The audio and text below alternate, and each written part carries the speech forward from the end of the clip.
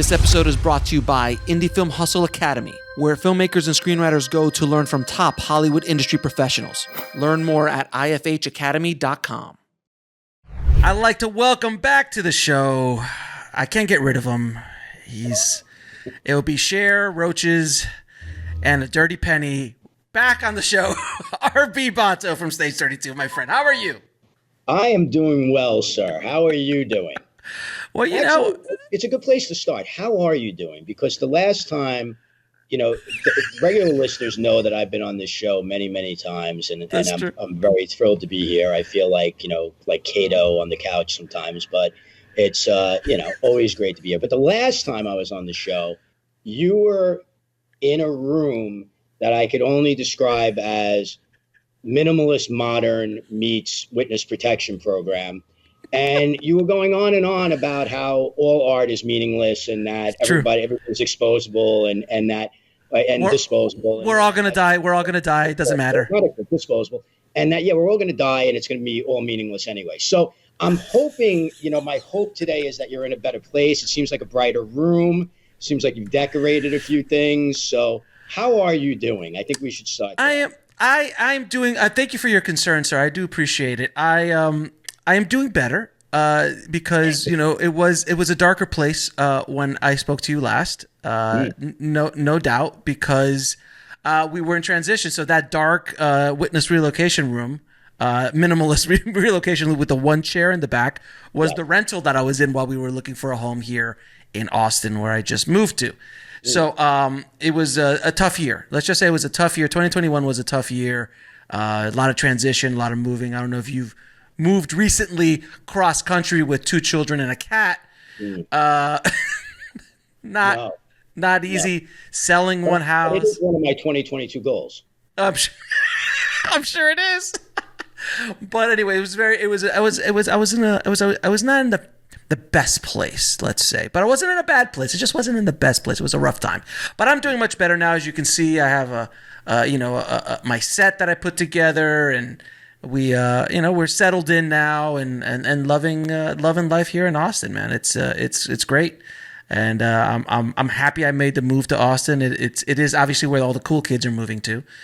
So it's a nice place to be. And no state tax helps. That's not a bad thing. And I know you're trying to get me to get down there and everything like that. And, like I said, it's one of my 2022 goals. I have to have 2 kids and get a cat.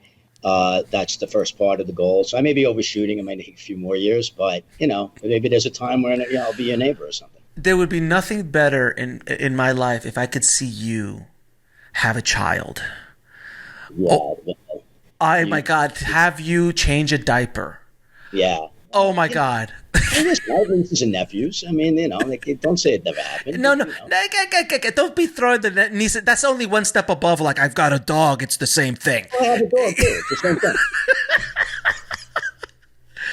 But everybody who's listening, RB comes on the show periodically about to talk about the business and talk about what's going on, and he's definitely got his ear to the grindstone about what is happening right now in the business. And he reached out to like, hey man, I think we got some cool stuff to talk about. I'd love to come back on the show and kind of like give the listeners a little bit of insight of what I'm hearing, because our business is changing, man. Like, God, every 15 minutes, it seems like what we talked about on episode 500, besides the all art is meaningless,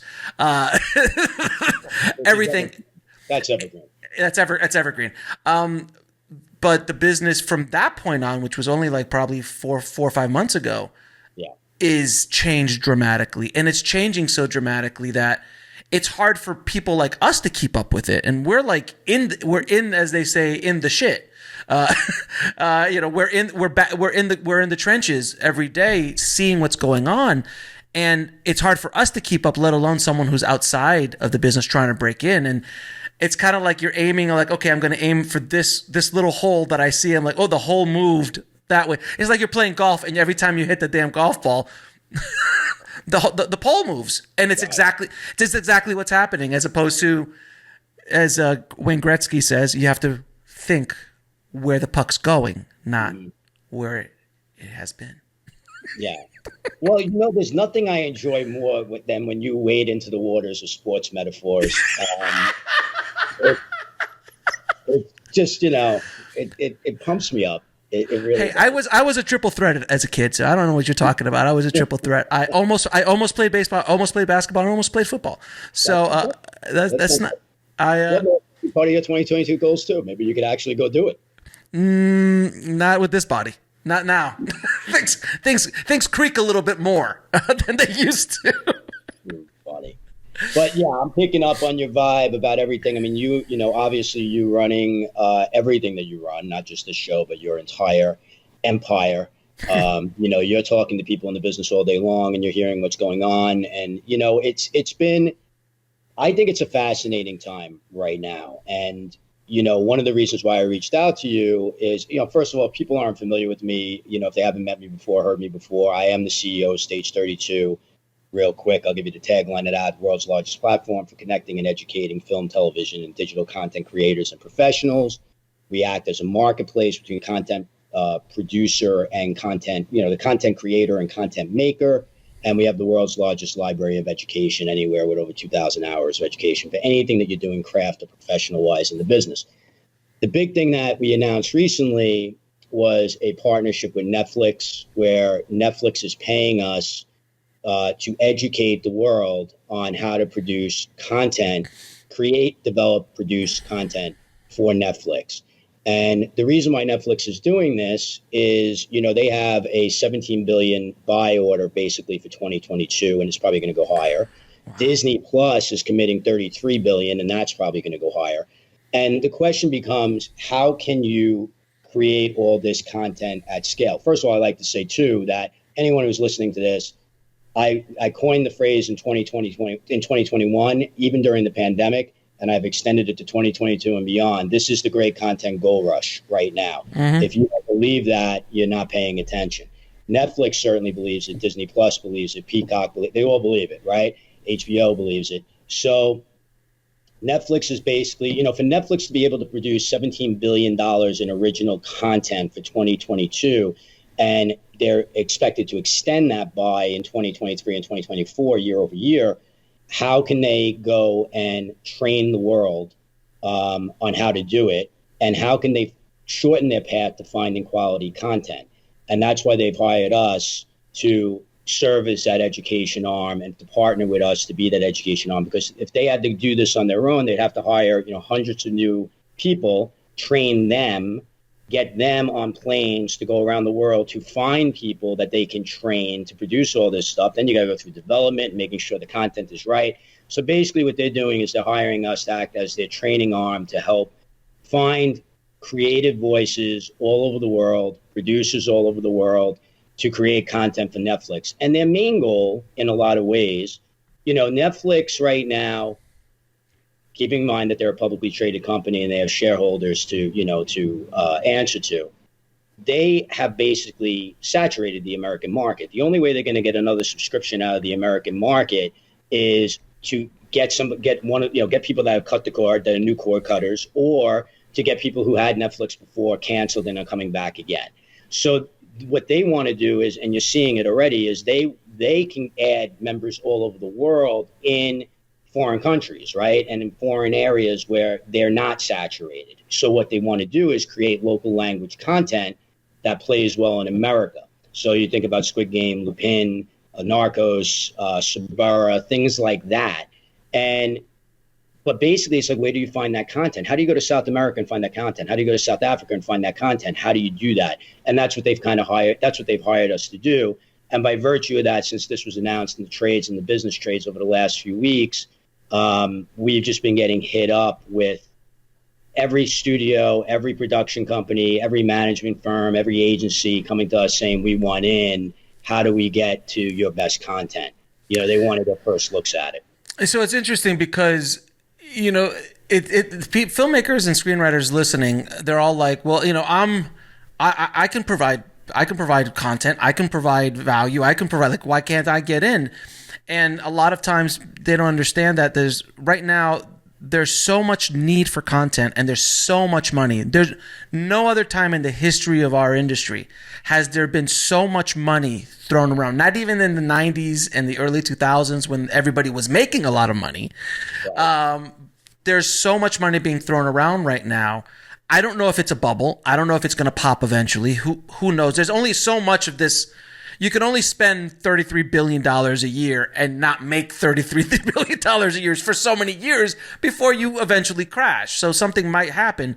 But there's also, we're running into the place of like, we're running out of people to create this content. Like skilled, labored people from writers to grips to electric. Like there's never been more of a need for support and for positions in our business, not only in America, but definitely overseas and everywhere else around the world.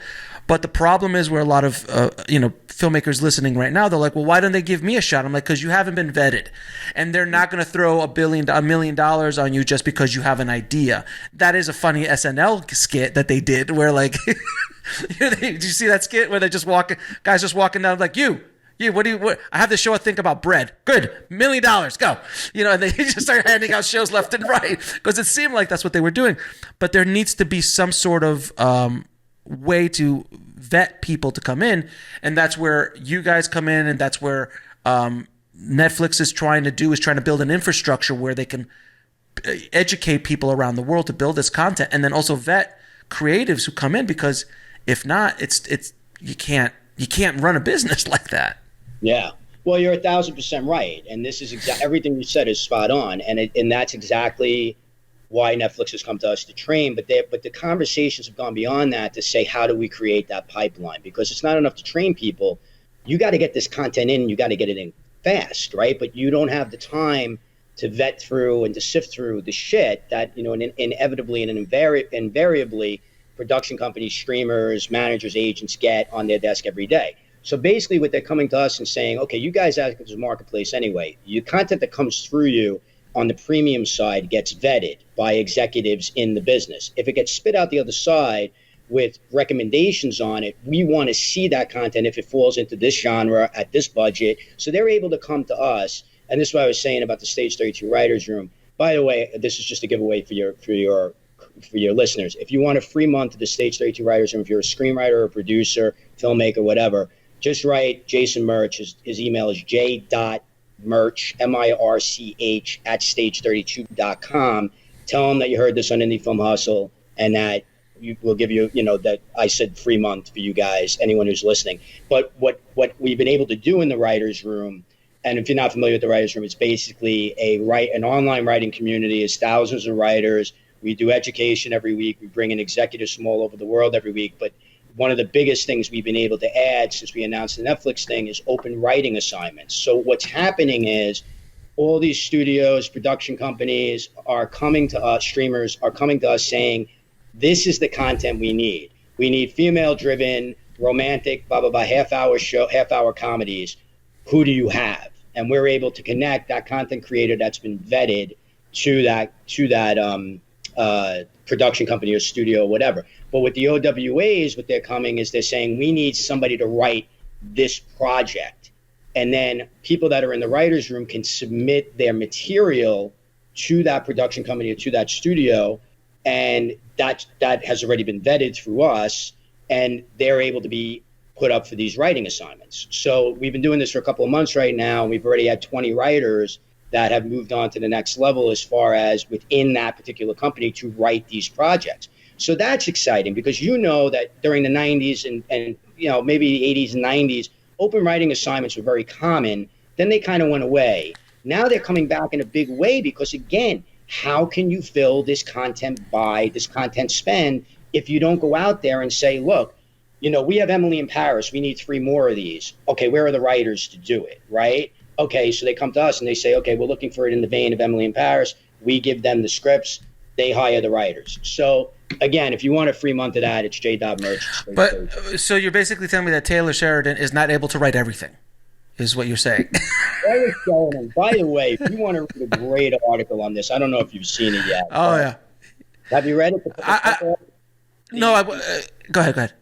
Let me just tell you this. There is a site called You should write this down because I know you'll love it. It's called puck.news, okay? It's an article called The Triumph and the Tragedy of Yellowstone, and it speaks all about how this whole Taylor Sheridan thing went down. And I think writers and everybody, any creative that's listening to the show will be fascinated by the fact of the hoops that everybody had to jump through just to make this show happen, even with all the attachments. So here's what I would say to this audience, because I know the first thing that everybody is thinking right now, and there's no question, and you're going to get 6,000 emails, and I'm going to get 6,000 emails, so let's nip this in the bud right away, is I have a great project for Netflix. How do I get in there? How do I pitch them? How do I do this? How do I do that? All right, so let's get this out of the way first. The first webcast that we did in our partnership with Netflix was taught by Chris Mack. Chris Mack is a 20-year development executive in the business. He was a writer. He started in writers' rooms. He moved on to become an executive. He heads up. He's one of the main development executives at Netflix. He came in and taught a 3-hour workshop on what you need to do to basically get to Netflix, okay? Mm-hmm. And he said on that show, on that workshop, quite clearly and up front, look, you can't call up Netflix and go, I got a great script. It's not going to happen. Right? Doesn't work that way? Does it work that way? We only have so many bodies. We can only listen to so many pitches a day. And oh, by the way, those pitches are being listened to. Those are Fincher and Spielberg. And those are the people, and the top agents of CAA and WME and yada, yada, yada. Okay? But here's how you can do it. Get a manager or an agent that could walk in. Attach an actor that has a first look deal with Netflix. Attach a director that has a first look deal with Netflix. Go to producers who have deals with Netflix. Attach a showrunner that means something to Netflix. Okay, these are all ways that you can control what you can control to get there. Now, let me put this in perspective. I don't want to monopolize time. Just saying, I want to put this in perspective to put a button on this. That Chris Mack workshop has been viewed by 140,000 people. Now, I want you to think about that. That means there are 140,000 people that have logged into stage32.com, registered for that. It's free, by the way. It's a free web. You can still watch it. If you go on to education, Stage 32, type in Chris Mack or Netflix, you can watch it. Or you can see all that. If you type Netflix in, you can see all of them, right? They're all free. 140,000 people. Now think about this. That's 140,000 people that we reached. There's a whole world out there. You could X multiply that by people that we haven't reached yet that haven't seen this. But that means there's at least 140,000 people that you're in competition with to get your show or movie on Netflix. So my question back to you is, how do you get to Netflix? The answer to that question is a question to you. What are you prepared to do to get it to Netflix? How much are you willing to control? Because if you don't go out there and connect, get a manager or an agent that has a deal that can get in and walk it in, or get a producer, or get an actor, or get a director that has a deal or a pipeline in to any of these streamers, by the way, you're not going to walk it right in. So that's what you need to be looking for. So I know all of you had just banged out emails and were CCing, copying Alex and me and everything like that. Delete that draft and go watch the workshop. It is a master class. Chris did an amazing job with it. It is fascinating because, God, there's so much need for content, and there's so many people wanting to jump in. But you're right. What are you willing to do to get there? And I've had the pleasure now of being on, I don't know what episode am I on, 540, 30, 20 something. And I've talked to so many people in the business, and within the last year, I've had the pleasure of talking to Oscar winners and Emmy winners and all the, there's insane people that I've had on the show and been humbled to have on the show. And one thing I always find out, which is really interesting, is it's not always about talent, though talent is important. Yeah. It's not always about experience, but experience is important. What the main criteria of making it in our business is resilience. That's it. That's the number one thing.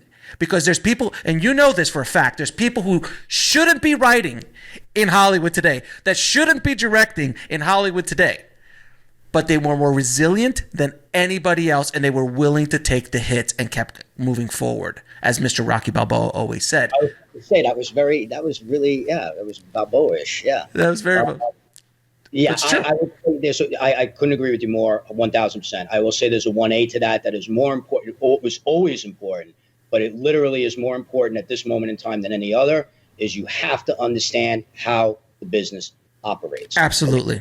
I'll give you an example. We just talked about the idea of attaching a showrunner, attaching this, whatever.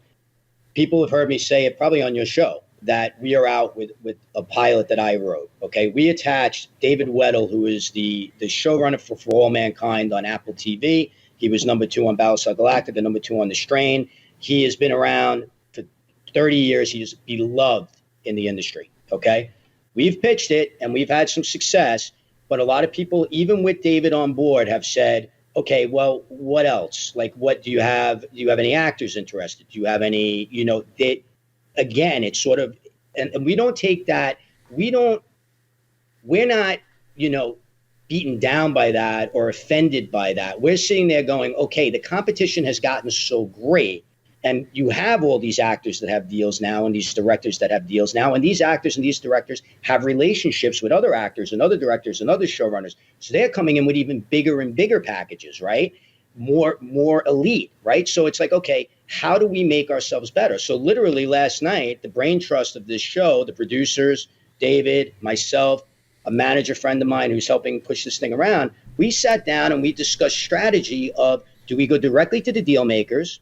Do we hire another producer that means something to these particular pods, these people who have pods? Do we go to actors who have pods at the, and this was a business conversation amongst the creatives, but we understand what we need to do and how the business works, that we're not just saying like, well, let's just bomb everybody or let's just hit up, like, who makes this type of show at this price, who has a production deal, who's an actor that we think we could attach that means something, and that becomes a business strategy. So totally agree with you on resilience, but you really, really need to understand how the business operates. And that's why if you're blind emailing people going, I got a show for Netflix, I'm saying you're basically proving to people that you don't understand how the business operates. If you're spending 17 hours on screenwriting Twitter arguing about whether names should be capitalized in a screenplay, and executives go and look and see that that's what you're arguing about, they're going to go, 1, you're difficult, 2, you're going to be difficult to work with, 3, you don't understand how the business operates. So you got to be aware of your brand and you got to be aware of how everything works. The machinery. But so it's so funny now because, and I want people listening to understand this, it's gone from the 90s, from, if you watch the movie The Player, which is a classic Robert Altman film about the business, that first 10-minute shot in the film, it went from what those screenwriters were doing, which was pitches, and people and studios buying pitches to then produce and attach and package and get a movie made, to the point where we are today, where you need to have a full package ready to go. And that gives you a fighting chance. It doesn't guarantee. It gives you a fighting chance to get through the door because, like you just said in your example, you've got this very well-known and beloved showrunner, and that's not enough. That's great. You've got a good foundation, but we need dressing. We need actors. We need directors. We know who else, because there's so much competition now for these places that if you don't package something together, you don't get involved in this kind of pod like you were talking about, the chances of you getting it. I mean, when Spielberg and Fincher are having problems getting stuff done, what chances do you think the newcomer has? So that's the world we live in, whether you like to hear it or not. It's unfortunately the where we're at. Yeah, but I would say at the same time, a lot of and it's actually a good kind of convergence of the conversation. Like, I said that they ask us what else, but sometimes it's not what else. We also get, this isn't a fit for what we do, of course, or we usually don't get that because we target people that are doing this kind of thing. But what we'll get sometimes is we're shifting gears, or sometimes we love the concept, but we think it's going to be a little expensive. That's all fine and good too. But again, how do you react off of that? And what do you do about it? And sometimes, the Finchers and the Spielbergs aren't getting a deal simply because it's too expensive. It's expensive. It doesn't make sense. It's not mainstream enough or whatever.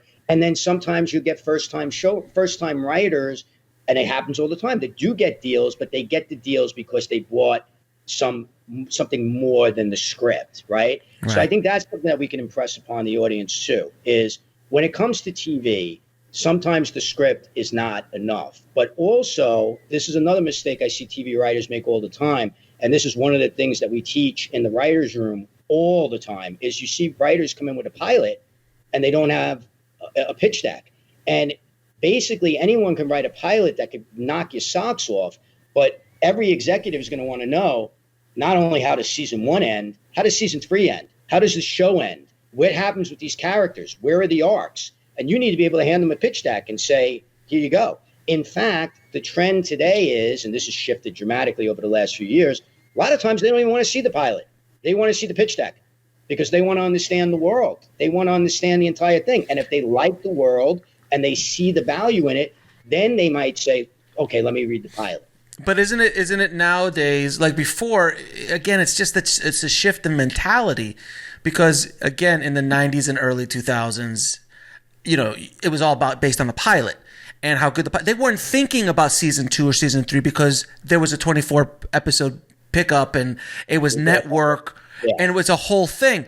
But in today's world, they're thinking about just buying out 2 or 3 seasons.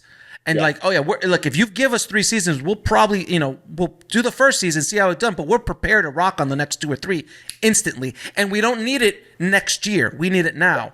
My friend, I had a friend of mine who works Cobra Kai. When I was talking to him, he's like, oh yeah, Cobra Kai's just coming out. And he's like, yeah, we already shot. We're editing season 5 already. Because Netflix bought this, like, no, go right into next season. Yep. They did not want to wait. They're like, you know what, just in case COVID, and that's the other thing, COVID might happen.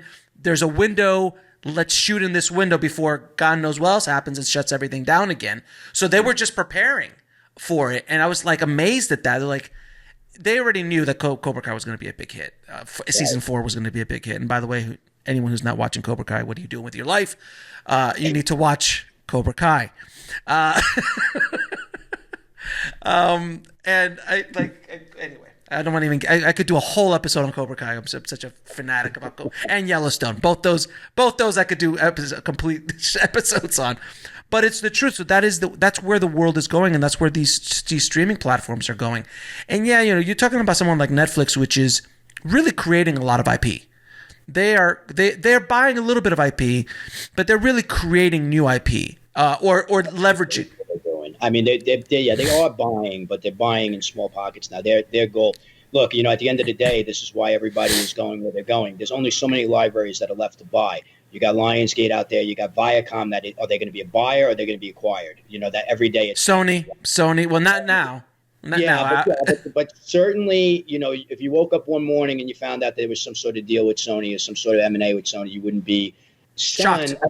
And you wouldn't be stunned with anything right now. Apple buys a studio. You wouldn't be surprised by anything at this moment.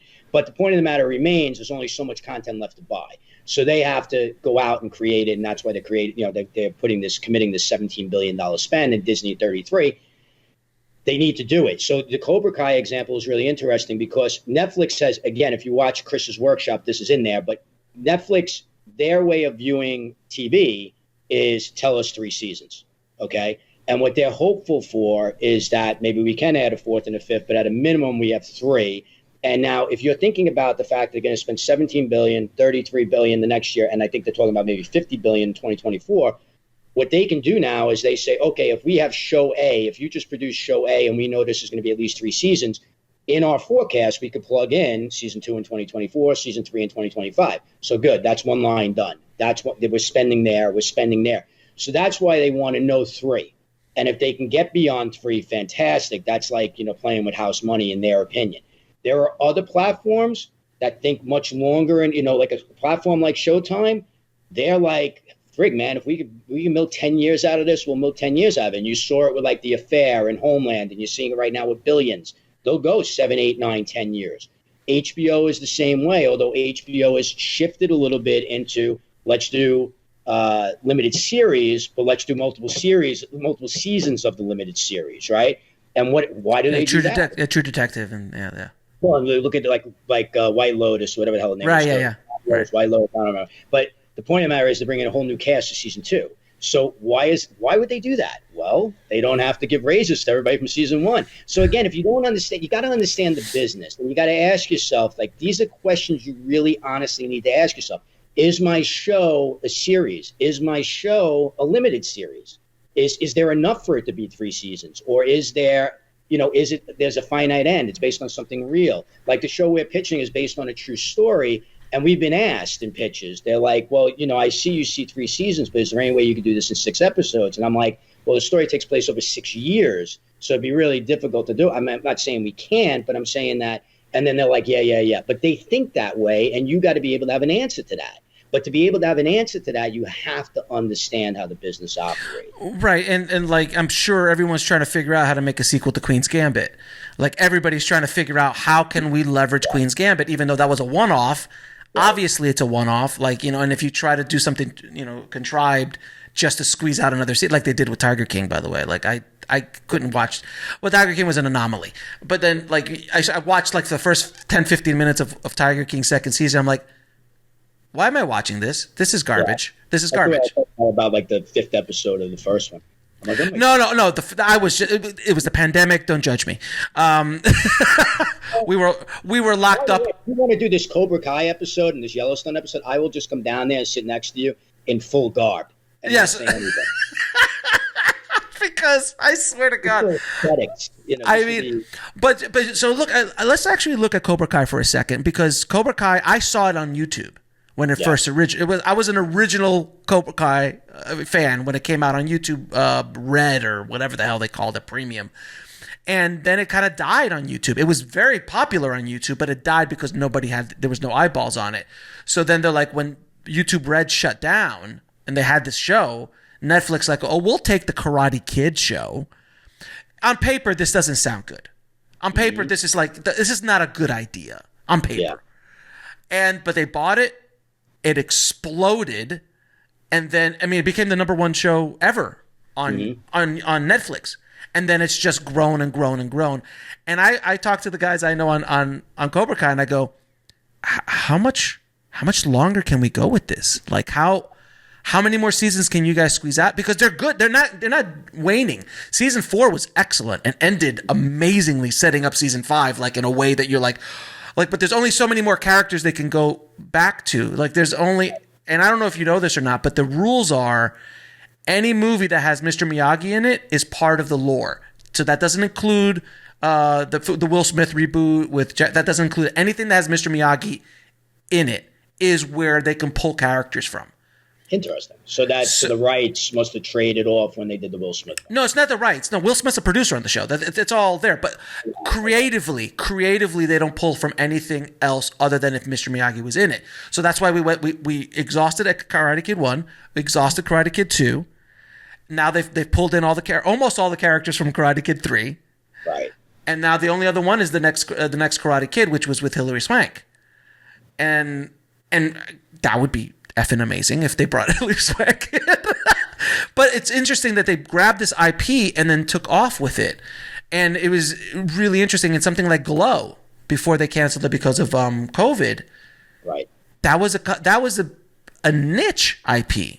Only guys of you and my age would even remember Glow growing up. You see, you got 2 different types of IP, right? Right. So this is another thing that a lot of these platforms are doing. So, when I say what I said earlier about the fact that there's only so many libraries you could pull from or so many libraries you could buy, that is true. There's a finite amount of content that could be bought, right? So as far as existing libraries that trail back. So what a lot of these, and clearly Disney is the king of this, right? What they're doing is they're taking the IP that they own or the IP that they can get their hands on and playing into the nostalgia aspect, right? So that's one thing. Something like Glow, what's really fascinating about that show is, they pitched that around quite a bit, and, it's an interesting concept. But again, it's like, this is something that Chris talks about too on the workshop. Why that show? It's not that people knew that world. It's that the characters are these female characters, and the female empowerment aspect is what sold the show. So again, if you understand what we're talking about when you and I say, understanding the industry and paying attention to what's happening, we're not talking in code here. We're talking, it's not always like, like the show we're pitching with Weddle is, it's a crime. It's a true story. Late 1950s crime, corruption. On the surface, you could sit there and say it sounds like a billion other shows. It's like Boardwalk Empire West, let's say, whatever, right? But so when we go in to do our pitch, we talk about what the show is about. Like, what are the characters about? What are the themes that we're going to hit in this show? What are we trying to say? And how does it relate to the world today? Politics, global warming, like all this shit is involved in what happened in this environment back then. There wasn't global warming back there, but the ignorance to what was happening with the environment leads to the destruction of what happened in the space, right? When you bring that in, you could see when you're doing these Zoom meetings, and I've done some of them in person too, when you start bringing in those themes and everything like that, they go, that's interesting to them, right? But that's what I'm saying. Like, when I listen to people pitch, or when people approach me, or, we were in Austin, for example, and, I were hanging out, and, invariably I'll get, over the course of a weekend, 100 screenwriters that'll walk up to me and start pitching me their stuff or giving me their log lines or telling me about their story. And it's fascinating to me how many of them talk about the world and not about the characters. And at the end of the day, the only reason why we watch, the best piece of advice I ever got, not that I didn't know this, but it was good to hear it from a Yoda type figure in the business. My original manager, David Greenblatt, David founded Endeavor with Ari Emanuel. He still manages Shane Black. He's managed him since Lethal Weapon. The guy is a genius. The guy has known the business inside and out. He knows story inside and out. And he basically said to me, he goes, your world, he goes, Star Wars, he goes, you could have taken Star Wars' character, he goes, and put him in a bar in Boston like Cheers. He goes, and played on the same themes. He goes, without the mysticism, without all the bullshit, he goes, and you would still have these amazing, rich characters, right? And he goes, at the end of the day, he goes, you're taking relatable character traits and relatable things that people will experience in life that they could hold a mirror to with those characters, and they could hold a mirror to themselves, and you could put them anywhere. But you need to be able to explain what are the themes, what are these characters going to experience. And he said, and this is film or TV, by the way. It's film or TV. At the end of the day, we see a lot of films that are very, very similar in theme or in world, even like crime dramas and all this stuff. What sets them apart? The characters. What makes us go back to watch them again? The characters. We fall in love with the characters. Who do we quote? The characters, right? So, but we have, so if you're a writer out there on any level, or even a filmmaker or a producer or a financier pitching a project, the characters are everything, man. Make people fall with that. Right, like you don't go back and watch Seinfeld and Friends because they're in New York. Mm-hmm. New York just happens to be the backdrop. You don't watch Indiana Jones. They're in certain. Absolutely. It's a character in it, but you could take Friends and put them in Boston. 100%. But then Boston will become a character, right? Right. Like Cheers, that Boston-ish shit, because talk about the Red Sox and that culture is embedded in that show. But you're 100% right. That could have been a bar in Austin. It could have been a bar anywhere. But right. It would invoke the culture. And then if you look at something like I'm gonna go back to Yellowstone. I mean, yeah, Yellowstone is in Montana, but you could put that in Texas. You could put that any place where there's horses and cowboys and a ranch, and it would work perfectly fine. Read that Taylor Sheridan article. I don't think he'd be having none of it.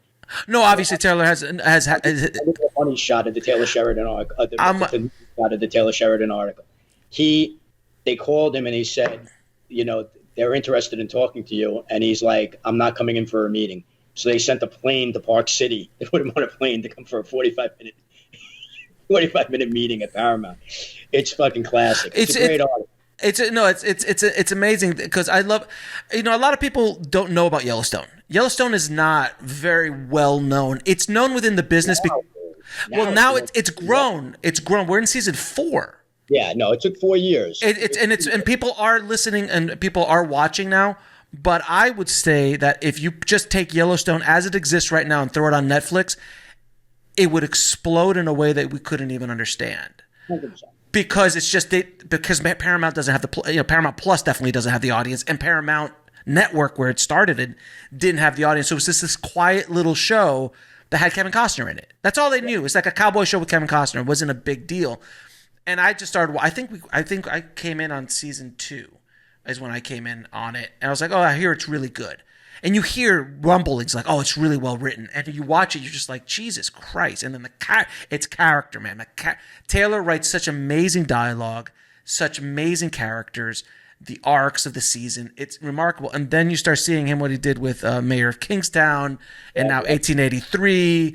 And then he's got the Four Sixes coming out afterwards. And now he's building. And I've never seen this before, ever, in maybe Shonda, with Shonda Rhimes. But in the corner of the episodes, it's like the Taylor Sheridan universe, or Taylor Sheridan. Oh yeah, man. It's right there. Read this article, dude. It's like literally. I'm like, so what Taylor was able to do, because look, Taylor's a very talented screenwriter, and he did Sicario, he did Hell and High Water. He's known as and he was also an actor. He was also in Son of Anarchy and a couple other things. But what he was able to do, and I got to read this article now because I really want to read it, because I was like, how he was able to leverage this.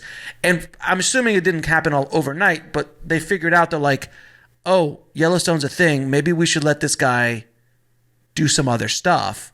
And he is running with it. He's grabbing it and running with it. And now he's literally building out a universe off of the Yellowstone brand, which is just fascinating to watch, just from a business standpoint and a creative standpoint, because he's got carte blanche. He does whatever the hell he wants.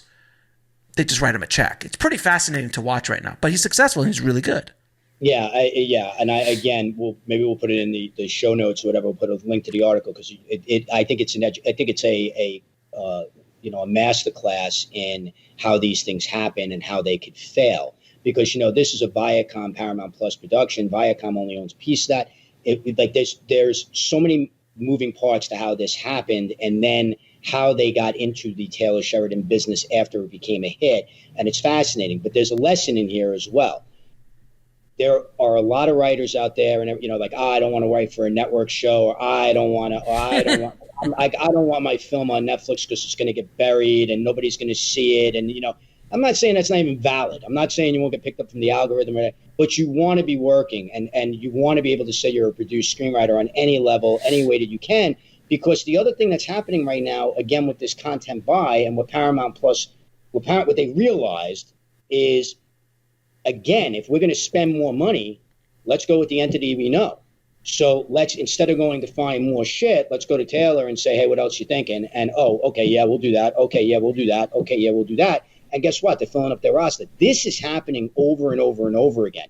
There is a commitment this is why Netflix and some of these platforms are giving deals to even actors. Mm-hmm. Even to actors, to say, if you're tending up a production company, we want to see what you're bringing in.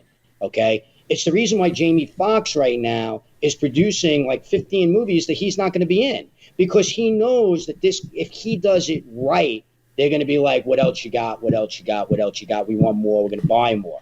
So it's not only the great content gold rush, because there's so much content, that there's so much money that needs to be spent and so much content being produced, but it's a content gold rush because if you play your cards right and you embrace the long game and you get out of your head, for example, that if you're not if you never run a show, if you've never been on a show before, been in a writer's room before, that you're not going to be the showrunner if somebody buys your show, but you'll be happy to be in the writer's room and work your way up, and you already got the ear of people because they're buying your shit, man, you can fast track right now. It's not a 5-year process to get the showrunner. It could be season 2, okay? Because they're running out of showrunners. They're running out of people to do this stuff, right?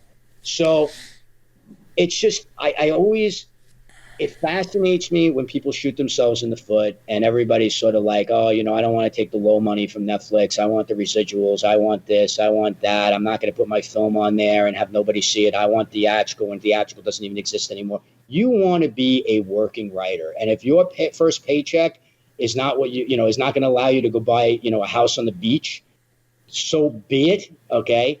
But get in the fucking game. Like, you know what I mean? Stop listening to everybody on freaking broad-based social media, by the way. I mean, somebody sent me a Facebook thread, Screenwriting Facebook thread the other day. I looked at this thing and I was like, this is carnage. Like the shit that was being disseminated by people who had never done anything in this business, have never sold anything, that were preaching their gospel, and other people were eating it up like it was like God came down, Moses came down from the mountain. It's debilitating, and it's going to set you back years. Do whatever you can to get your ass in the game. And, oh, by the way, curate your social media feeds and put yourself on platforms. Like, the reason why I started Stage 32 is that's all we talk about is film. Okay. And we have professionals in there talking about it. We have 3,000 executives. They're in the platform talking about the business. Nobody's ripping anybody down. Nobody's telling anybody they're an asshole. What they're doing is they're disseminating the proper information of how to navigate this business. And it's up to you, totally up to you, to treat your career, like I always say, and Alex says it all the time as well, you're the CEO of your career. If you were running a business, okay, if you did a startup tomorrow, would you just go out and listen to all these people who have never done it, or all these people that are aspiring to do it in the same way you're doing it? Or would you surround yourself with people who have done it? Well, that's what a lot of people do on broad-based social media, screenwriting Twitter, film Twitter, some of these Facebook groups that are just poison. And then they end up setting themselves back years because they're listening to advice that doesn't translate to reality. And I mean, look at if you want to look at reality right now. I mean, I just read in the trades that Red Notice, the biggest Netflix film of all time, which I watched. It's okay. It's fine. It's fine. It's couldn't tie me to a chair and pry my eyes open. It was fine. It's fine. It was okay. I love The Rock and I love Ryan Reynolds, and like you got basically the two most charismatic human beings on the planet in one movie. You're like, I watch it. It was fine. They've now committed to Red Notice 2 and Red Notice 3 back to back. That never had happened before, really, other than the Back to the Future 2 and 3 back in the 90s. Like it doesn't happen in the studio system in the normal world. But now, and those aren't like little movies. Those are huge movies and not based on IP. That's an original IP that was created on Netflix. And they just know that the data is so compelling that they're like, well, we slot it for 2022. We slot it now for 2023. We got to take those off. Take those off. And then like you start seeing all of a sudden now, all you see is Sandy Bullock coming out with movies on Netflix, and you're like, okay, Sandy Bullock movie done. Check. Another boom. Check. Okay, when's Marty? Is Marty coming out with another movie soon? Okay, he's over at Apple now. Next time he'll come over here, and they're just going after these people constantly, and just because they need to fill, man. Every week they've got a tentpole movie coming out. Every week almost. It's insane. Well, I mean, they released 42 movies in Q4 of 2021. 42 movies. Extrapolate that out. That's 168 movies over the course of a year. That's literally one every other day. They're committing to more. They're committing to, I forget the number in 2022, the sheer number of movies, but it's pretty much close to one a day. And it's going to extend into 2023 and 2024, and it's going to go up. So the idea that now, of course, are all those films going to be quality? No. Are all those films going to be high budgets? No fucking way, right? There's always, for every Red Notice, you're going to have, 10, 20, 5 to 10 million, 2 to 5 million, whatever, okay, that are going to get made with people that you never heard of before, whatever, okay? If you are one of those screenwriters that wrote one of those movies and you're just thinking like, oh my God, that sounds so soul-sucking in comparison to maybe the way the industry ran, 20 years ago, yeah, I can understand why, because you wanted theatrical and you wanted, 2,000 screens and all that crap and everything. I get it. But if you're not shifting with the times and you're not understanding that gets you in the game, and that allows you to go to the next thing and to the next thing and to the next thing and to the natural thing that's going to happen is what else do you got? What else do you want to work on next? Then you're missing the idea of how you build a career in this business in 2022. And it's the same thing for directors. If they need to hire people to do fucking 42 movies in a quarter. You got to have directors, 200 movies a year, 300 movies a year. And that's just one platform. Freak's sake. I mean, you're talking about Apple doing their spend and Disney doing their spend. Oh, so you got to be able to put yourself in the game and position yourself. The scary unknown quantity. The beast in the room that no one's looking at is Apple, because Apple could outspend everybody tenfold. Mm-hmm. They're slow and methodical. But they're starting to build up, and it's starting. You could start seeing it, because now I subscribe to them because I love the morning show. I watched the morning show, and I got in for Ted Lasso because everybody was talking about Ted Lasso. I was like, I got to watch Ted Lasso, and it's great. Ted Lasso's fantastic. And then Finch with Tom Hanks, and but they're the giant that at any moment could come in and really do. And look, Disney was quiet until now. They're outspending Netflix, which no one really saw coming. at the Well, beginning. paying attention to them too. They're starting to spend. They want to go back. It's almost like the Touchstone days. So they want to go into the adult again, right? They want to go into adult oriented material, not have everything be Kiddie friendly, yeah. all the IP stuff that they have. So that's another opportunity for us. But you're 100% right. I say this. This is going to sound like an insult, but I'll say it as a compliment. I always call Apple, and it's the biggest compliment I could pay as a business person, as somebody in the tech world. Apple is the ultimate snake in the grass company. They're always lying in wait, and you never know. Like, while everybody's looking up over here at the beautiful trees, they're moving along, and it's with everything, whether it's friggin' EVs, an iPhone, like, you know what I mean? Like, it doesn't matter. It doesn't matter. They're moving into EVs now, automated driving, all this stuff. But absolutely, there is no way that Apple is not going to make a significant move. I mean, they already are in the content space, but I mean, like, I am waiting for that day where they, leap up and bite you in the calf, and all of a sudden everybody's they'll buy Sony. They might. They'll buy Sony. They'll I don't know if they'll buy Lionsgate. I don't think the content doesn't match, but because they're not just a library, they're very specific with the stuff they're doing. They're not. Well, they're interesting, right? Because do they go, like, you look at what HBO does, right? HBO is, they're extending their buys, but they're still staying within their brand, which is the prestige brand, right?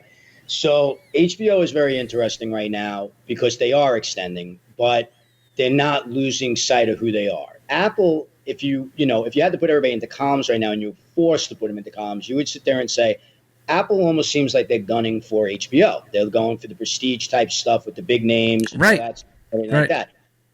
But I don't believe for a second, with their reach and with everything that they got going on, they still may go high level, but I think that they're going to go high level on steroids. I think they're going to go, for maybe the big content buy, maybe the big library buy. That's certainly in play. But, historically, they don't really do that kind of thing. They're not usually an acquirer, not too often, Like, even the Beats thing, when they did that happen, like, that was like one of the first, everybody was stunned because they didn't do that kind of thing, not for billions of dollars. They just create their own, right? But in this particular case, this is an arms race right now, right? This is an arms race for dollars. Disney, what's so interesting about Disney to me was Disney was at first sort of like, yeah, we're going to do this spend, and we're going to stick with our IP and we're going to do all this stuff and whatever. And then as soon as Netflix said, we're going $17 billion and we're going around the world, like, we have enough, not that we have enough U.S. content, but we have enough of a pipeline to get more. And, we know where to go to get more. We need to go around the world and get more of that stuff. All of a sudden, Chapek was on CNBC going, oh, yeah, by the way, we're going into adult content and we're going all over the world for local language and we're spending $34 billion. And it was like, wait, what? That was a massive shit. You just went from first gear to 50. Like, what the hell just happened, right? But everybody else has to answer. I'm sure that made everybody at Apple go, get up on their heels a little bit and say, wait, what? Okay, how do we compete with that? At the end of the day, people are only going to have so many subscriptions. They're only going to be able to hold so many. So, you're going to have consolidation in the space. Not everybody's going to survive. You're definitely going to have more M&A. You do have those few libraries that are hanging out there. I think Viacom is so much a wild card. Like I said, are they an acquirer? What are they? Does the shift with the Paramount deal make, and Yellowstone, and does that shift their thing? It's so interesting. But you can see why they pulled themselves. I mean, they were actively pursuing a sale up until about September, and then they pulled themselves off the market, or at least they fronted that. They announced that, and they fronted that. And you wonder why. Part of it could be like, you think you can get me, but now you can't, and now you got to raise your price, and now you got to sweeten the deal. Or part of it could be it's almost like a team that hits the trade deadline, and they're kind of, right on the cusp of the playoffs. So, like, are they buyers or sellers? And I think that's kind of the place that they're at right now. Well, you and I, last year, I think, when it was last year or the COVID, I think it was the COVID episode when COVID hit, and you and I talked about what was going on in the business. I mean, we called it out, MGM. We're like, MGM's going to be bought. Like, that library is going to be bought. So there's no question in my mind that Viacom will be purchased at one point. I don't know if they have, Sony has been in trouble for a long time, and now because of Spider-Man and Marvel's connection to Spider-Man and what they were able to do, that's an anomaly. And yeah, they'll be able to make a few more Spider-Man movies, and They'll make a couple Bond movies, but generally speaking, they're not Disney. They don't have the IP that Disney has. Right. They don't. Nobody has the IP that Disney has. Warner Brothers is the next closest one that has anything like that. But I think you're absolutely right. I think Sony will go somewhere. I've been saying Paramount for a long time too, and I don't know. Maybe this new shift to Paramount Plus, we'll see how that plays out. I'm not sure how many people are signing up for Paramount Plus, because again, thing has helped tremendously. It was the most streamed show, I think. Which one? Yellowstone. Oh no, Yellowstone's without Taylor Sheridan, the entire company goes down. That's the thinking, right? Because the Viacom, it's a complicated thing, because there would have to be some unraveling. Not to bore the audience with all of this, but I'm saying there would have to be some unraveling. Actually, it shouldn't bore the audience, because every single thing that we're talking about creates opportunity. Every single thing here. Everything that we're talking about. But they would have to unravel some of this. Like, again, when you read this Yellowstone article that I was telling you about, you'll see that, part of the problem was that, Viacom really wasn't benefiting off of this as much as they wanted to, because of what they had done with Paramount Plus. So there becomes sort of this complex thing that's going on right now, which is why it fascinates me that Viacom kind of pulled themselves back. Viacom CBS we're talking about, by the way. So you're talking about the whole CBS, that whole library as well. They're pulling themselves back, right? So does a hit and getting into bed with a guy like Taylor Sheridan, where you're going to have, Mayor of Kingstown's going to be a hit if it isn't already, and the Yellowstone prequel is going to blow up. It did. So does that change? Right. Does that change the entire, or does that just raise the price or raise the attractiveness or whatever? But the thing is that all of this shit that we're talking about, everybody positioning themselves in a way to either make themselves more attractive to be bought or, escalating the war, so to speak, benefits every single creator, every single professional, whether a producer, a financier, whatever, listening to this show right now. Regularly. What was the MGM library sold for? Do you remember? No, I don't. I forget. It was like we were talking like $5 billion, $8 billion. I mean, I could. But it's somewhere in that world, right? So why wouldn't Netflix buy that? Because Amazon bought them. Yes. Well, I'm sure they 8.45. Yeah. Yeah. I mean, I'm sure they bid on it. I'm just sure that, maybe they just thought, again, that their money is better spent on original content, and that's what they want to be. You know what I mean? Amazon, see, it's really interesting because we haven't even touched on them. What's so fascinating about Amazon is I was on the phone literally with an executive yesterday whose production company has a first look deal with Amazon and has done a bunch of films with Amazon. I'm not going to name them because I don't want people spamming them and emailing them. But they've done some of the biggest ones, including one that might be nominated this year. So they were talking about, Amazon has a very complex system right now. They're figuring out their way. What do they really want? Do they want, because they've done it both ways for them. They've gotten involved, this production company has gotten involved with existing projects that were on the way that needed some finishing, and they came in late, and then they brought it to Amazon and it sold. And they've also been involved with ground up, from the script on, right? And they're she said to me, this executive, she's a top senior SVP at this company, said, every time you talk to them, they're kind of like, we're going to go this direction. We want to buy more stuff. And then it's like, we want to create more stuff. We want to buy more stuff. We want to develop more stuff. So I feel like they're kind of in this weird nebulous space too, but I don't see how they don't go out and increase their spend as well on original content. I think they have to. So I think that ultimately this is where they will go. Will they buy one of these existing libraries that are out there? They certainly can. Okay. But does it increase the value or make more people want to buy Prime to get more shipping and to, they enter that flywheel that they talk about all the time? I don't know. But they are certainly buying content as well and developing it. So no.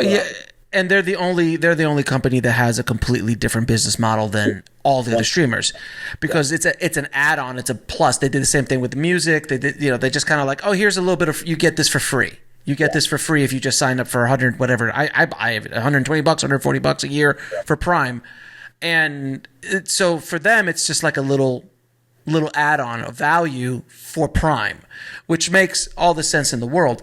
But my main question to you is, Can someone? I mean, Amazon's a tech company, right? They're a tech company.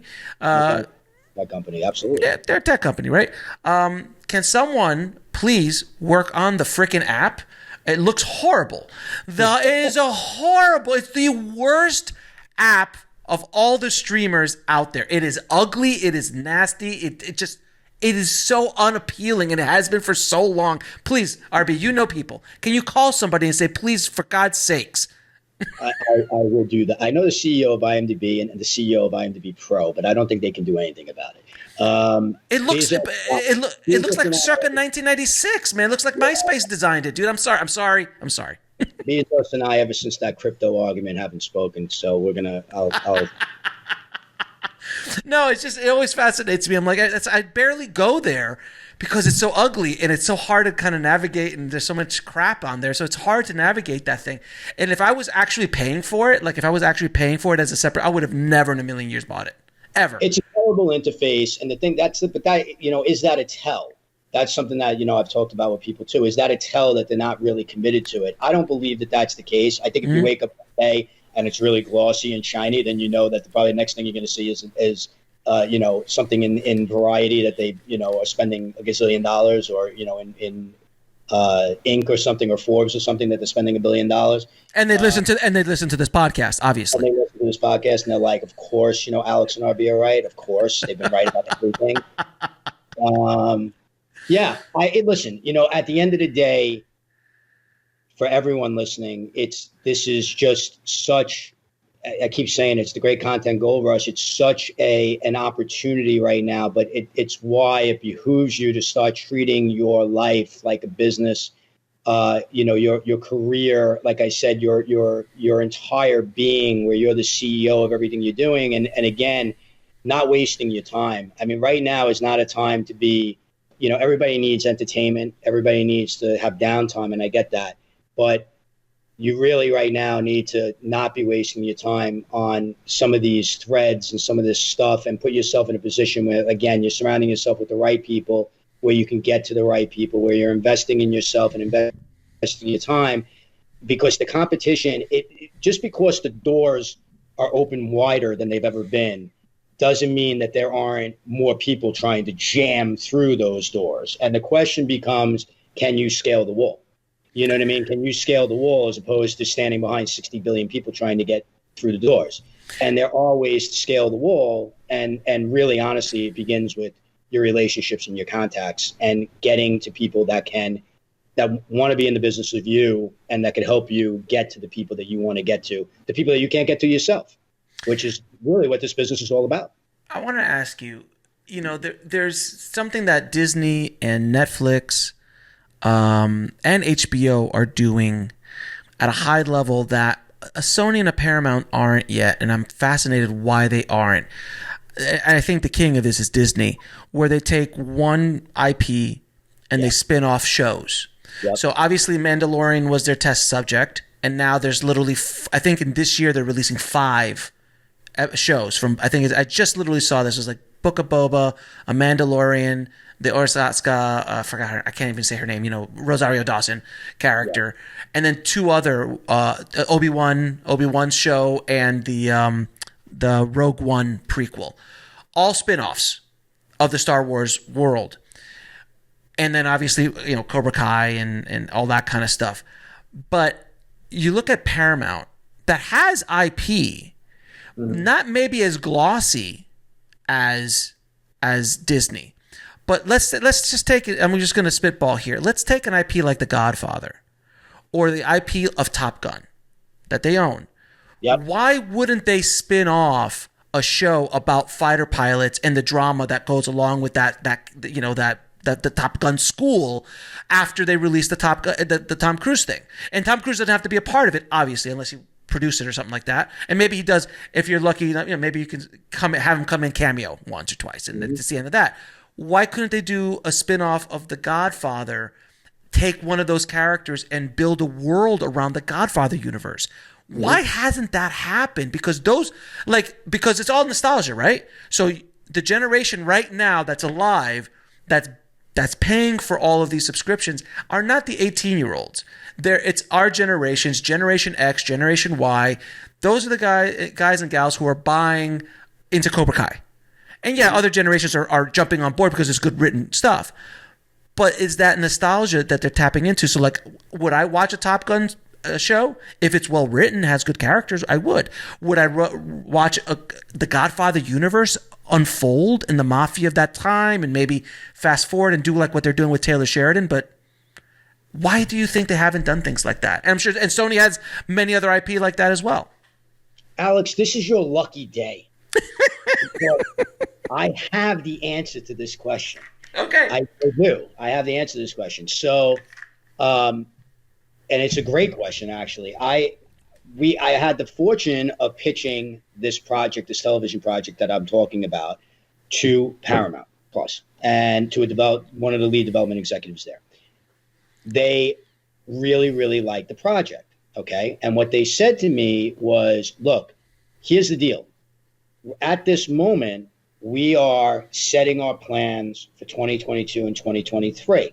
Now, again, that includes, are we a buyer? Are we a spender? Right. Or are we going to get acquired, or is something else going to happen, or are we going to merge, or what's going to happen, right? So the answer to your question is, so the way it was explained to me is, I don't know if you're aware of this, but the big play that Paramount is making this year outside of Yellowstone, which is not really a play on this year, right? I mean, all the spinoffs and all that, is a limited series on the making of The Godfather.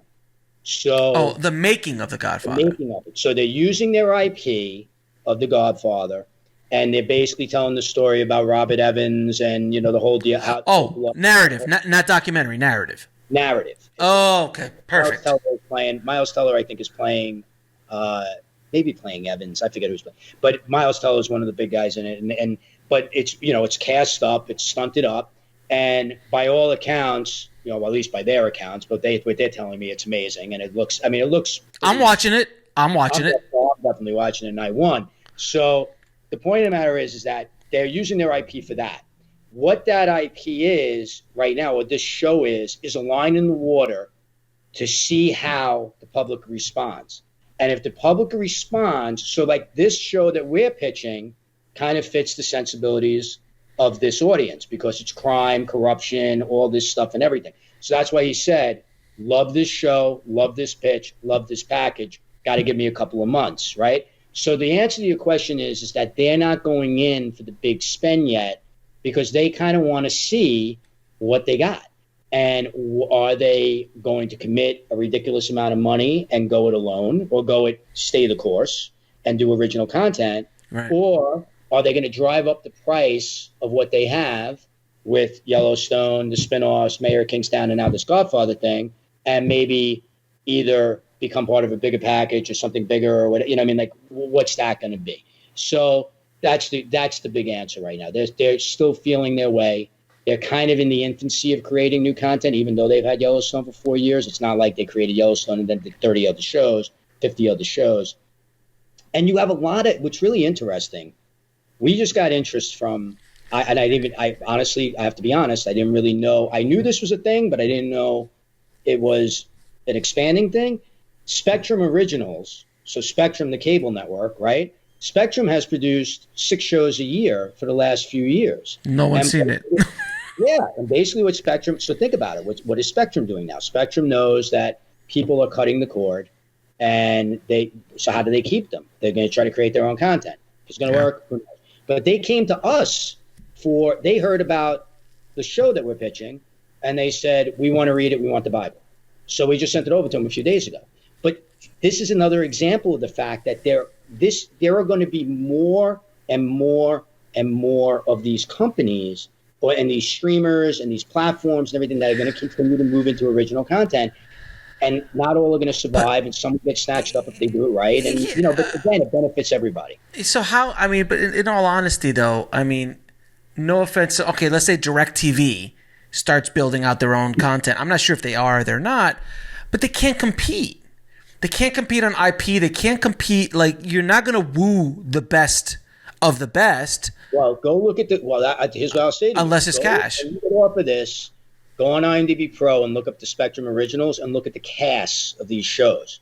All A-list. There's only one show I know of that it was the Jessica Alba show. Yeah, that one more than I knew. Right, that was the one show. That one cop show and it was a spin-off of Bad Boys.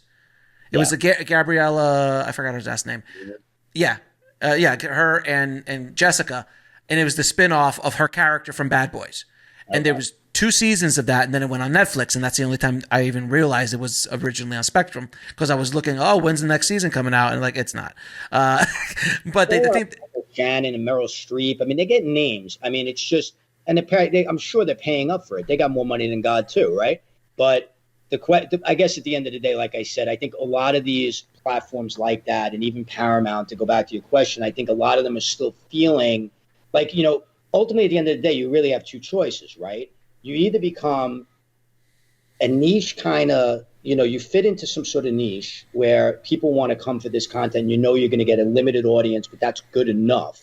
Okay. Maybe there's 3 lanes. There's that, okay, which is, like Stars and stuff like that, which of course is owned by, it's all this stuff that goes on, and who's owned by who and who's a division of what and everything like that. But you're either in that lane, your own lane, you're in the prestige business like HBO and possibly Apple. Or you're in the mass, so, a Spectrum is never going to be any of those. Right. Well, it's not going to be Netflix. It's going to be they're going to find a niche of some sort if they can find it. Like, for example, one of the reasons why they were interested in the show is they're not afraid of period, and they're not afraid of it's expensive. So they're basically saying, okay, maybe we could do 6 big budget prestige shows that maybe get us, some sort of Emmy awareness that raises our profile. Is that valid? And I don't know. It's interesting because I was talking to a showrunner of a very, very one of the biggest shows of all time, comedy shows of all time, and I was talking to them about how they got their start, and they got their start on HBO. Mm-hmm. And on that show, I was asking them, how the hell did you guys were so young when you guys were brought on to showrun? You were just starting out. And they're like, well, HBO didn't have, they were just starting out. It was the Wild Wild West. They didn't care. So they basically gave the keys to the inmates to run the asylum. And that's where that happened at Netflix at a certain point. Though the asylum, the inmate was David Fincher. So not a bad inmate to start the ball rolling with. Depending on the perspective. Exactly, depending on the perspective. But, they gave him with House of Cards, which because people forget House of Cards was an ungodly deal for its time. And it was such a huge risk that everybody in Hollywood was just like, what is going on? This is insane. I think that the only way these smaller ones are going to go is if they pull out, they basically give the keys to the inmates on certain things, and if they can find that niche. And I think you're right. So could Spectrum become, if the niche is big enough, I'm just throwing this out there, could they become, could a Taylor Sheridan open up a Yellowstone in Spectrum with the same cast, the same everything, and could Spectrum have built a whole network based off of that? And then, okay, so we're going to go Americana. Our thing is Americana, cowboys, down that, because that's a huge country music. That's a huge swath of the U.S. Does that travel though? I don't know. So these are all the things, but that's the only thing I think that's going to give these guys a shot. Is they gotta let the Disney didn't have to do that. Disney owned all the IP, so they didn't give the key. Though they gave the keys a little bit to Jon Favreau and Dave Filoni with the Mandalorian. They're like, okay, you can kind of do what you want. Did you ever see that meme on Facebook? It's genius, where you see this giant train locomotive, and then you see this little model train, and there's a string pulling the big one. You see conductors there, and you're like, the Star Wars universe. The Mandalorian. I think this is where we're going, though, right? I mean, Netflix is in the Shonda Rhimes, but I think you got people that these streamers have figured it out. That again, to be able to fulfill this amount of content, we need to have some short things. We need to have people that can produce it mass, right? It's sort of why CBS got into the guy that created 2.5 Men and. Chuck Lorre. Chuck Lorre. Yeah, I mean, that's why they got into the business of that, right? If you could produce 5 or 6 shows, we only have another 10 slots to fill through our prime time in the next year, right? So why not go with the proven thing? Why not make the showrunner a star, so that people actually know, the audience knows that's a Shondaland. Or Shondaland, right? Moviegoers know this is a Fincher movie, this is a Sorkin movie, it's whatever, a brand. Yeah. Amazon or whatever. I think that's where we're going. I mean, I think that you're right. And I think this is why Paramount made the move they made with Sheridan, is they basically said, okay, if we are going to make this move really into original content and go heavy, which it seems like that's where they're leaning. Like, again, you're at the trade deadline and we buyers or sellers. It seems like they're leaning towards buying.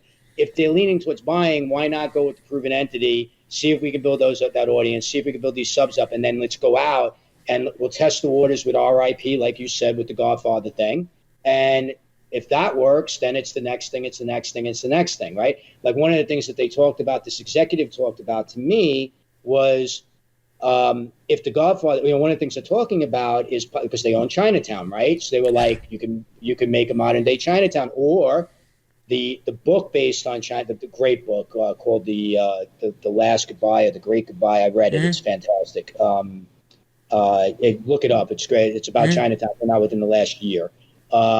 That the rights to that book are owned by Ben Affleck. Like, they've been talking to Affleck about, maybe that's the Chinatown thing that they do at Paramount, because, so there is going to be, again, every big star right now knows, they see the writing on the wall. The day of the movie star, as it relates to film stars, is not coming back in a meaningful way, in any sort of meaningful way. You'll always have, a Ryan Reynolds, The Rock, and Gal Gadot in a Red Notice, but that's also not in theaters. That's on, you're sitting on your couch watching it.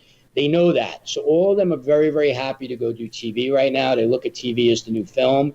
This also gives creators out there an opportunity to be able to attach talent to your projects, and that's why it's important that you cultivate these relationships, because these actors know that the idea of being able to be in 3 films a year doesn't really exist in the way it used to. But you can be in you could be in 2 limited series and make a film in a year for sure. And you look at Nicole Kidman, Ricardo. She's on Big Little Lies. She did the other what's the other one that she did? The other TV one that she did. Oh, the one with Hugh Grant. Yeah. Yeah, I mean, she's working constantly. But 10 years ago, if you told her come do a limited series, she'd be like, "Are you kidding me? I got 15 films lined up over the next 6 years." So that's why it's an exciting time too, and that's why there's this paradigm shift. And again, I know I keep harping on this. This is why you need to be listening to the right voices, and most importantly, be educating yourself every day on what's happening in the business. What do you think? I'd love to hear what you think about Universal, NBC Universal. They don't have a streaming service yet, or do they? I don't even know about it. They don't have a streaming service yet. They have. It's so funny. Right now, RB is going to his computer to check if Universal has announced a streaming service yet. Yeah, Peacock. Yeah, of course, Peacock. Well, Peacock. I mean, Peacock is. But that's it. Again, this is another thing, right? Like, is Peacock? Yeah. That is amazing. But as I was typing it, I'm like, fucking Peacock. But I mean, but it's but exactly. But look, you took you a second. So much because that's the other thing, right? I'm in the trenches of this every day with Stage 32. Literally every day. I'm on the phone with executives every day. You never hear them come up. You very rarely hear them. Never hear Peacock come up. Never. Like, what do I hear come up all the time? Of course, it's the usual suspects: Netflix, Amazon, Apple, Disney. Yeah. It's it is Paramount now, because everybody's getting curious, right? It's all of those over and over and over again, and then it's sort of like, who are the production companies that have deals? That's what I listen to all day long, or I talk about all day long. Who are the actors that have deals? Who are the directors that have deals? Where do they have deals? What are the pods? And if people don't know what a pod is, basically, every manager, agent in the business gets these pods where they're able to see what actor, what production company, where do they have a deal with? Where do they, where does Brad Pitt's company have a deal with the TV, right? It's HBO. Is it HBO? Is it Showtime? Is it whatever? And you get to see where these people have deals. And then basically, if you have some knowledge and you're really planning things, like for us, again, period show, it's going to be expensive. We sit there and go, okay, first thing we think about is, who makes this type of show? Okay, HBO would make it, Showtime would make it, Stars would probably make it. Okay, let's go see who has deals with them. And let's go to them first, Because if we went to HBO first, HBO could fall in love with it, but HBO might say, yeah, but you have your showrunner, but like who package it more and bring it back to us. Give us give us an actor that you like. Right. So, but again, you put the little fish on the line to catch the bigger fish, right? If HBO came back to us and said, the actors we like to work with, go to their agents and whatever. We could sit there and go, okay, for our main guy, Bobby Cannavale is always on HBO shows. If they know, if we go to Bobby Cannavale's agent and say to him, listen, we spoke to HBO and HBO said cast up with actors HBO likes, they're going to read. But if we just went right to that actor's agents and said, they might read because we have Weddle attached, that might be enough, but it might not be. You know what I mean? But again, this is how you need to be able to position yourself and how you need to be able to see the business. Everything in this business is a puzzle piece, man. Everything is a puzzle piece. Everything. It's a chessboard. It really is. And you got to see 3, 4, 5 moves ahead. But you can't see 3, 4, 5 moves ahead if you're caught in the mentality of, I have a great project. It doesn't matter. Everyone's got a great... everyone's got a great... First of all, it starts with the idea. So everybody on the planet has an idea. Mm-hmm. Okay, everyone's got an idea. Then I've got I got a great script. Okay, that's next step. Okay, now I have a great project. And when I say project, that means there's more than one person attached to it. Yeah. So now you have a project. Value. Maybe there's money attached to it. Maybe there's some sort of other value beyond the script. Like I would say, if I'm using the chessboard metaphor, I would say that the script, you literally just set up your board. Okay, your pieces are all in place. All right. Mm-hmm. What's your next move? Right? What's your next move? Can I get money? Can I get a showrunner? Let's just say if it's TV, money, showrunner, attachment, production company, producer. If it's film, can I get a director? Which is gold. And when it comes to film, film's a different thing. TV, it's more the showrunner. I'm sure people are curious about this. If you ask me, like, what's the first thing I should go after if I'm packaging something for TV, I would say probably a showrunner. And maybe a name producer because maybe you don't have the contacts to the showrunner, but that producer might, okay? But a cast as well, obviously, always cast. Yeah, but if you get a great producer on board, they may go after the cast, right? But again, you're bringing the piece that can bring more pieces. With film, I would say, it's either money or, I'll say 3 things. Money, a name producer that can get to money or can get to talent, and or a director. So do you happen to know that the longest running Netflix show in history, which is what? Do you know what the show is? You got me. I don't know. Grace and Frankie. Oh, I would never have guessed that. Great, exactly. No one ever have guessed that. And I found out the story of how Grace and Frankie came to be. And it's like Martha Kaufman happened to find out that, I heard that Lily Tomlin and James Fonda were looking to do television. This is 8 years ago. And she called up her agent and was like, hey, I heard that Jane Fonda and Lily Tomlin are looking to do television. What's going on? 15 minutes, they call up, and apparently it was that each of them individually were thinking about doing television. And then the agent calls back like, yeah, they were thinking individually, but now they want to do it together. And I go, really? Why? He goes, because you called. And it was the power of the showrunner. The showrunner attracted the cast, and has honestly written one of the best sitcoms of recent, in my opinion, one of the best sitcoms in recent years. I hope that everybody's listening is taking this, that's listening is taking it constructively. I have an agent friend that brought a show to Showtime. This is a well-known agent, and this is a person that's sold. He's one of the top, and packaged it, checks all the boxes. He has diverse hires in there. It's got some great characters. It checks all the boxes for Showtime. What they're looking for, which you need to know as well. Like, what are they looking for? And they still basically said to him, they were like, he called them in the morning and he thought it was a slam dunk. He's like, when can they pitch? And he came back and they were like, we don't think we're interested. And they were like, how can you not be interested? They said, you know what, we'll get back to you. And they got back to him in the afternoon. They emailed him and basically said, you can send us the deck, but we don't want to hear the pitch yet. And this was with a major package. So the point of the matter is that wow, he adjusted on the fly. Every single other place he's bought it to, they're like, oh my God, yeah, like we'll listen to this pitch. Like, oh my God.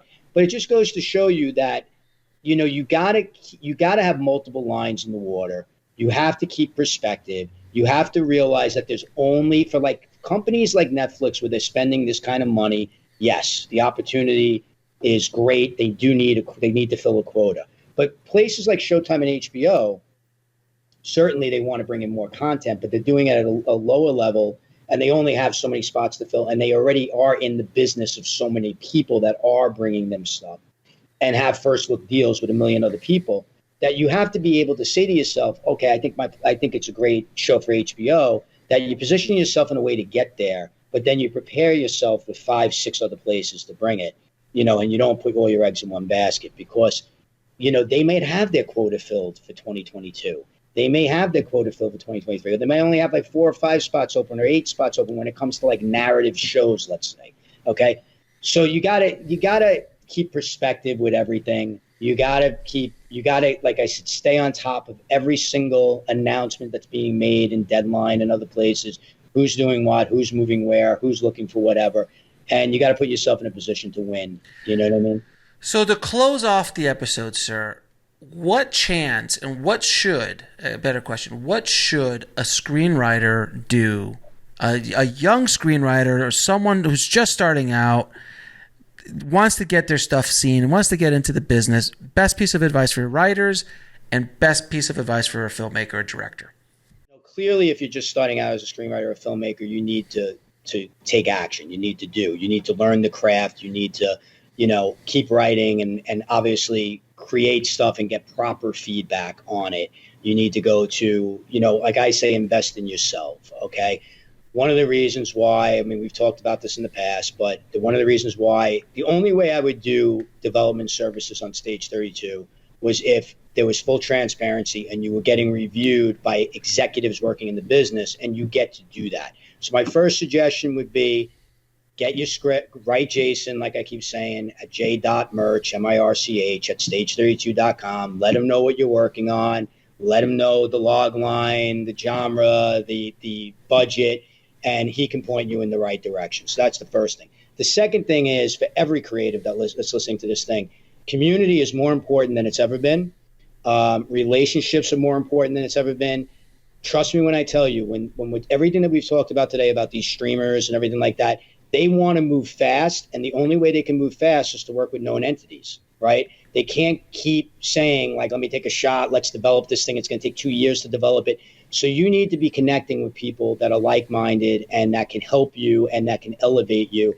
And I'm sorry, but I think on broad-based social, it's the reason I started Stage 32, because I wanted a platform that's just people like us talking about this stuff and not about their salads arguing for 24 hours about slug lines, okay? You need to stop wasting your time with that shit and put yourself in a position to win and invest in yourselves, okay? And then the third thing I would say is, man, you have to know the business. I know we keep repeating ourselves, but you have to know the machinery of the business, all right? And, put yourself in a position where you could speak knowledgeably about what's going on, and where your knowledge is your brand, man. You have to have a brand. People, and the most important part of your branding can be that you know what the hell you're talking about, that you're a professional. And that's what people, when you're in a room, that's what they want to know. When we're pitching this show, they don't know me. I'm not known as a TV writer. I've sold a bunch of feature scripts, but never done TV. So when I'm in that room, I have to prove myself. And when they ask me questions about, like, how do you see this fitting, or what do you think the budget is, or who do you think the actors are, I got to have answers. If I just sit there and go, well, I haven't really thought about that, but here's my story, they're going to be like, well, we don't want to work. We need you to help us. Everybody, they need their showrunners and their people and their writers to know what the hell they're doing, because they can't look over everybody. You know what I mean? They got to give you the money and let you go do it. And, they got to have trust, right? So your brand is so wildly important right now. So put yourself in a position to win. I said at the beginning of the show, the writer's room is free to everybody that comes on, that everybody that listens to this show, because Alex is my boy. Write Jason at j.merch at stage32.com. Get in there. There's open writing assignments and everything like that. But most importantly, be active, be visible, but be visible and active in the right places. Value your time. Value your money that you invest in yourself. Don't go with fly-by-night services and people that make bullshit promises. Demand transparency and put yourself in a position to win, and that's it. We could put all these links. I could give you these links, right? No, yeah, I'll put them in the show notes. Just send them over. I'll give all that stuff. And yeah, man, if I could throw out, I know we're going to fly, so I'm just going to throw out my social handles as well. Which is arguably one of the best social handles on Twitter. And I share a ton of free. The reason I'm giving out my social handles is not same reason that Alex does what he does. We're not throwing it out because I want 60 billion new followers. It's, to me, follower count doesn't mean shit. It's about the quality. But Alex and I put out a ton of free information all the time. He does the show for free, obviously. And if you go on my Instagram and my Twitter, you'll see that I'm putting out free content daily. And it's just RB, my initials, RB, walks into a bar. RB walks into a bar. And also on Stage 32, when you sign up, and it is free to sign up, it's a free platform, you will get my message on your wall. That is automated. That's the only thing in my life that is automated. You respond to that, you will get a response from me. Every single social media post, every single answer you see on social media, everything is me, just like Alex does, because we stand in front of everything that we say, and integrity rules. And that's one of the reasons why I love this gentleman in front of you, and why I'm gonna, testosterone him up. And I don't appreciate your tone or your you forget. Look, I just want to say that's the thing. Surround yourself. I'm hyping both of us up, saying that we're men of integrity. I think we are. But my entire mantra in this business, and I know Alex is the same way, is I surround myself with people of integrity, and I surround myself with people that know more than I know, and that can help elevate me and want to take me with them. And that's been the key to my success this entire time in this business. And it's the reason why we're partners with Netflix now. 10 years ago, 5 years ago, when we would talk to Netflix, they were like, yeah, sure, guys. Yeah. And now they're coming to us, paying us, and we're working with them, and we're partners with them. That comes from proving yourself over and over again. Oh, and that's what business is. Yeah, and look, everyone listening to the show can see how the show has grown over the years, and it's because I've been here and just every day showing up, day in. You didn't get Oliver Stone overnight. You didn't get any of these people overnight. You worked your ass off to build this audience and build this show, and you did it, like I said, with style and integrity. And anybody that you go out to can listen to one of your shows and go, I get it. Like, wow, this guy is really giving back. Like, this guy does this you could tell why he does it and how he cares. And of course, why wouldn't an Oliver Stone want to do the show then, right? Why wouldn't anybody in this business not want to have an audience with your audience? And I think that's, Appreciate that. But it's the truth, right? So that's what I'm saying to your audience right now. Be good to yourself, okay? You're always going to be your own biggest champion, and you always have to find integrity in yourself, and you always have to inspire yourself. You should be your biggest inspiration, quite frankly, okay? And just to put a button on this, man, you've been doing this 11 years. I've been doing it 6.5 years. And, that is a testament to resilience, but it's also a lesson for everyone learning and listening that this ain't going to happen overnight. No. And neither you or I have made it, but we've gotten to a certain level in what we do that it's taken us a long time to get here. Year one, you're not getting a call from Netflix. No. It takes time to get to these places in whatever you're trying to do. And if you think you have a 1 or 2 year plan, you're sadly mistaken. You have to have a 1 to 2 decade plan. And that's micro goals, right? This is the other thing I would say to this audience is, I see everybody going on to social media saying, like, these are my 2022 goals. That's fine. I think you should have goals. I think, some people have vision boards. I don't. That's fine. If you have one, it's all good. I don't care what your method is, but you need to be fair to yourself. And if your goal is, by the end of this year, I want to have X, Y, and Z, you got to recognize the fact that to get to X, Y, and Z, you need to have micro goals every day that you hit.